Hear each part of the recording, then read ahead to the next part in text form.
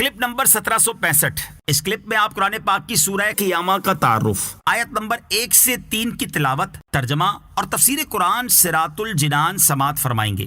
سورہ قیامہ کا تعارف۔ مقام نزول، سورہ قیامہ مکہ مکرمہ میں نازل ہوئی ہے۔ رکوع اور آیات کی تعداد، اس سورت میں 2 رکوع اور 40 آیتیں ہیں۔ قیامہ نام رکھنے کی وجہ، اس سورت کی پہلی آیت میں اللہ تعالیٰ نے قیامت کے دن کی قسم ارشاد فرمائی ہے، اس مناسبت سے اسے سورہ قیامہ کہتے ہیں۔ سورہ قیامہ کے مضامین، اس سورت کا مرکزی مضمون یہ ہے کہ اس میں قیامت قائم ہونے پر دلائل قائم کیے گئے ہیں اور قیامت کا انکار کرنے والوں کے شبہات کا جواب دیا گیا ہے، اور اس صورت میں یہ مضامین بیان کیے گئے ہیں۔ نمبر 1، اس صورت کی ابتدا میں قیامت کے دن اور نفس لوامہ کی قسم ذکر کر کے مرنے کے بعد دوبارہ زندہ کیے جانے کا انکار کرنے والوں کا رد کیا گیا اور اللہ تعالیٰ کی قدرت بیان کی گئی۔ نمبر 2، قیامت کے دن کی نشانیاں بیان کی گئیں کہ اس دن کی ہولناکی دیکھ کر آنکھ دہشت اور حیرت زدہ ہو جائے گی، چاند تاریک ہو جائے گا اور سورج اور چاند کو ملا دیا جائے گا۔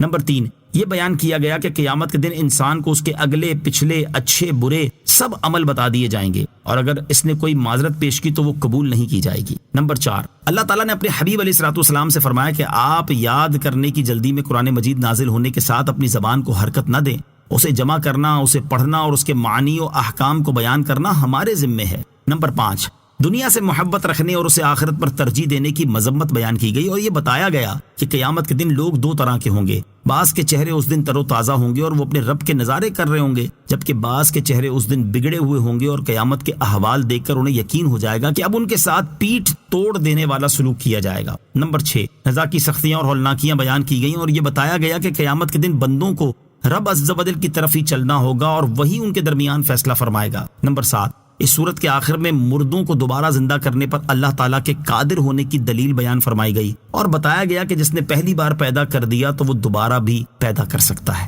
سورہ مدثر کے ساتھ مناسبت، سورہ قیامہ کی اپنے سے ماقبل سورت مدثر کے ساتھ مناسبت یہ ہے کہ سورہ قیامہ میں بیان ہوا کہ کافروں کا قرآن مجید کی نصیحتوں سے اعراض کرنے کا اصلی سبب یہ ہے کہ وہ مرنے کے بعد دوبارہ زندہ کیے جانے کا انکار کرتے ہیں، اور اس صورت میں مرنے کے بعد دوبارہ زندہ کیے جانے پر دلائل دیے گئے، قیامت کے دن کے اوصاف، ہولناکیاں اور احوال وغیرہ بیان کیے گئے ہیں۔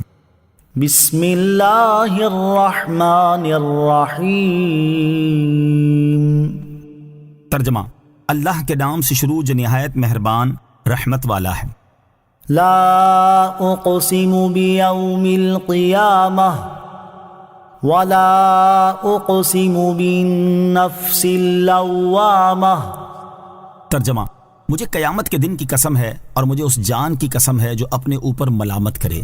لا اقسم بیوم القیامہ، مجھے قیامت کے دن کی قسم ہے۔ اس آیت اور اس کے بعد والی آیت کا خلاصہ یہ ہے کہ مشرکین مرنے کے بعد اٹھائے جانے کا انکار کرتے تھے۔